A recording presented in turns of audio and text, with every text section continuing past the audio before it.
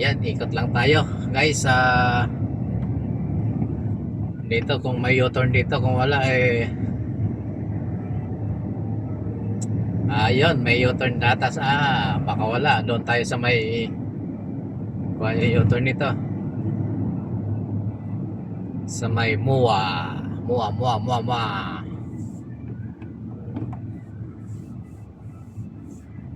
Doon na tayo U-turn sa may Mua. Baka bawal dito. Nakakaya naman kay traffic enforcer. Ayan, nandito po tayo ngayon sa may 8 sa extension tapat ng Double Dragon. 8 sa Makapagal, corner Makapagal Boulevard. Ayan, ikot tayo doon sa may Mua. Mua. 8:10. Alas 8:10 tayo umalis ng office. Tapos nakarating tayo dito ng 8:28. At okay. Bilis lang natin. Ayan, nagkamali tayo guys ng daan. Dapat kumana na pala tayo dito sa Makapagal. Anyway, diretso lang tayo. Doon tayo sa may dito sa may Jokno Boulevard tayo dadaan. Okay lang yan, pasyal pag may time. Nag-iisa lang kasi ako guys, kaya medyo pasyal lang ng kaunti. Ikot-ikot lang. Naghatid tayo ng ating kasama sa trabaho, si Dr.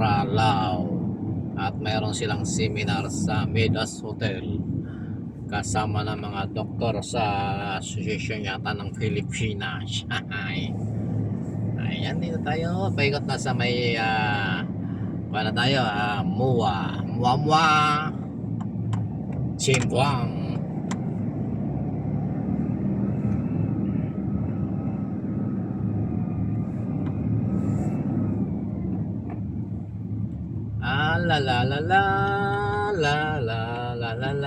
Walang magawa sa buhay, kanta-kanta lang. Nahihina ako guys. Punta tayo doon sa unahan. Doon tayo sa may Makapagal.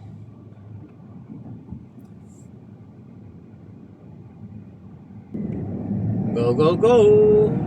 Shoutout sa mga kaibigan nating riders. Ingat po tayo at huwag tayo magipaghapulan sa mga four wheels. Kasi yung mga nakaraang araw alam niyo naman, nabalitaan niyo naman siguro kung ano nangyari sa dalawang riders sa EDSA. Ayan, kaya ingat po mga riders sa pakikipag-unahan sa mga kapwa sasakyan sa kalsada. Kasi mahirap na iisa lang ang ating buhay. We have only one life. Please protect and keep safe while driving. Ingat po tayo. Dito na po tayo sa may GW Jokno Boulevard. Liliko po tayo dito sa may Seaside Avenue, Seaside Boulevard. Ayan si multi-cab driver, sa kantong-kanto talaga naging lumiko. Ayan, abala ka talaga. Shoutout sa iyo kaibigan driver. Very good driving techniques. Corner lang talaga siya nag-stop. Just waiting a passenger in the one corner. Ayan, ano ba naman buhay ito sa Pilipinas. Ayan, Seaside Boulevard tayo guys. Kasi dapat lumiko na tayo doon sa Makapagal. Oh my goodness. Oh my life. Talagang ganyan ang life. Ang buhay ay parang life. Pa-life lang.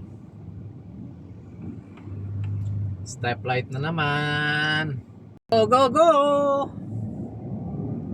Dito tayo guys sa Makapagal. Balik Makapagal tayo. Ay nako. Kailangan talagang mabilis ang desisyon para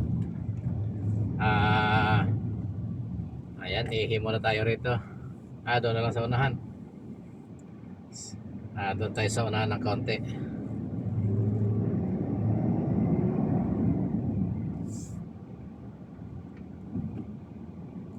Unahan natin tong kotse. MMD. Ayan, let's go, let's go. MMD Libertad Pumping Station, Flood Control. Ayan, dito tayo sa may MMD Pumping Station Treatment Plant.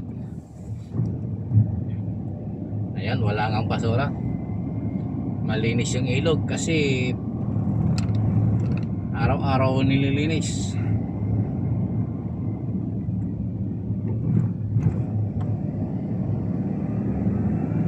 Sarap sana magpatakbo ng sakyan kapag ganito ang traffic. Malinis, walang kaaba-abala. Kaya lang dolo na ito makapagal, kaya wala na siyang abala. Yan, shout out sa lahat. Ingat-ingat po tayo kapag may time. Marahan lang pong patakbo, at kung kailangan ng pabilis at kaakibat ng mabilis na papatakbo, ang responsibilidad sa kalsada na walang madadamay sa aksidente. Kung kayo bardagol, nakikipagbardagulan sa kalsada, ingat-ingat po.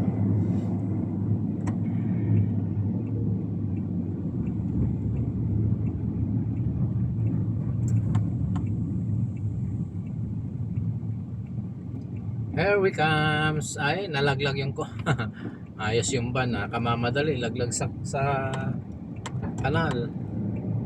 Ingat-ingat kaibigan, Toyota Hiace, ingat-ingat. Kasi kung yung nalog yung utak ng pasahero mo, kung may pasahero ka.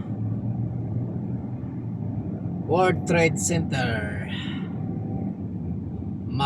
Mabix Island Gas. Ayan, mayroon mga exhibit dito sa World Trade Center sa Manila, sa Pasay City. Ayan, shoutout sa taxi driver.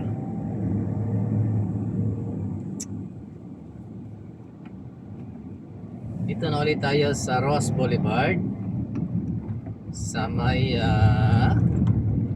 Buendia. Sige lang, kahit against the light yan, yung video, kailangan ang mahalaga, importante. Shoutout sa mga kaibigan nating OFW, sa mga kasama, sa mga kagaya nating dating OFW. Shoutout po sa inyong lahat, at enjoy lamang po natin ang ating buhay. Welcome po dito sa may Harrison, sa may MOA. Ayan, kaya pala naka-stop, nakaharang sa kuan yung traffic enforcer. Hinuhuli niya yata yung van. I don't know what is the violation of that driver. Ayan, shoutout again sa ating mga kaibigang OFW. Mag-iingat po kayo dyan, at sana ay makapag-ipon na kayo ng nararapat para sa pamilya, at nang makauwi na kayo dito sa ating mahal na bayan, or mahal, tawagin natin ang inang bayan. Ang hirap po yata din ng isang buhay OFW, lalo na kung nasa Middle East ka, ang amo mo ay nako, at ang amo mo masungit. Shoutout po sa ating naging mga boss dyan sa Kuwait, yung mabait nating boss na may-ari ng Al-Ustura sa may Salmiya, si Mr. Rami Rabiat, at sa kanyang kapatid at si Sir George. Ayan, nagmamadali sila. Hindi ko kayo pagbibigyan kasi nasa highway ako. Ayan, sige, sumunod kayo sa akin.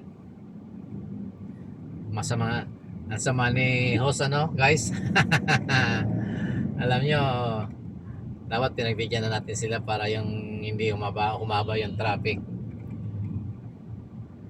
Ayan yung van na isa.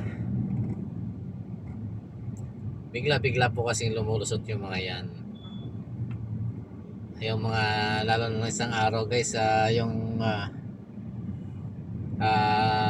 nakasabay nating SUV driver, nako po, sa Paranaque, biglang lumusot pakaliwat kanan, hindi malaman kung saan dadaan. Kagaya no, shout out sa'yo Nissan Urban Nissan Urban driver, shout out sa'yo guys. Ayan, balik tayo doon sa ating mga kaibigang OFW. Meron dyan nagtatagal ng mga kagaya ng kamag-anak natin dyan sa Kuwait. Ilang dekada na siya nagtatrabaho doon. Nagsimula siya guys na magtrabaho bilang isang sales worker sa Kuwait. Bata pa siya, dalaga pa siya, nakapag-asawa siya at may 2 anak guys. Sa hirap ng buhay, mas ginusto niyang doon na tumanda sa Kuwait sa pagtatrabaho. Sa ngayon kasi guys, may 2 siyang anak, di ba? Meron na po siyang mga apo. Hindi pa siya naka-stable, hindi pa nagiging stable yung kanyang pamumuhay. Mayroon pong naipundar kahit paano. Kaso, talagang pag umuwi ka dito sa Pilipinas, kagaya ng edad ni Hos, ay wala ka na pong makukuha ang trabaho. Mahihirapan ka pong makakuha ng trabaho. Even you are a professional or non-professional, ang hirap po maghanap ng trabaho sa may mga edad niya. Ayan ang discrimination na hindi mawala-wala dito sa Pilipinas. At saka yung discrimination po hindi nawawala kahit saan ka magtrabaho, hanggang sa kaduluduluhan ng buhay mo. I-discriminate ka ng mga, alam mo na, grabe ang buhay ng Pilipino. Tapos papairalin mo pa yung crab mentality, utak talang ka. Kapag umaangat yung kasamahan or kaibigan o kapitbahay o kamag-anak na umaangat sa buhay, pilit ka nilang ihilahin pababa. And pag nahila ka sa pababa nila, tuwan-tuwa sila.